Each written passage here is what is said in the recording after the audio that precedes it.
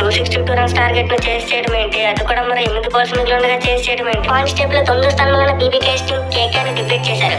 అది కూడా మామూలు డిఫీట్ కాదు, 262 పరుగుల భారీ టార్గెట్ ను చాలా సునాయాసంగా చేశారు. కానీ మ్యాచ్ లో చూసుకుంటే ప్రభు సిమ్రాన్ సింగ్, జానీ బెయిర్స్టో ఇద్దరు కూడా ఉగ్ర రూపం చూపించారు.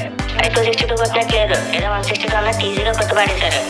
రెండు టీంలు కలిపి ఏకంగా 42 సిక్సర్లు కొట్టారు. ముందు కేకేఆర్ బ్యాట్స్మెన్ కొడుతుంటే ఆహా ఓహో అనుకున్నాం, కానీ తర్వాత పీబీకేఎస్ టీం దానికి మించిపోయేలా కొట్టారు. పార్టీలో సాల్ట్ మరినారని మరోసారి బౌలర్స్ ను ఊచకొత్త పోశారు.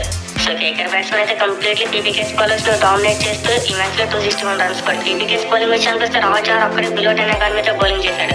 పీబీకే చేసింగ్ విషయానికి వస్తే ప్యూర్ మ్యాట్నెస్. సిమ్రాన్ సింగ్ మొదలు పెట్టాడు, జానీ బెయిర్స్టో కంటిన్యూ చేశాడు, శశాంక్ సింగ్ ముగించాడు, ఊచకొత్త పోశారు. ఓవరాల్ గా 48 బంతులు 108 పరుగులు చేసి పాసిబుల్ అయ్యేలా చేశాడు.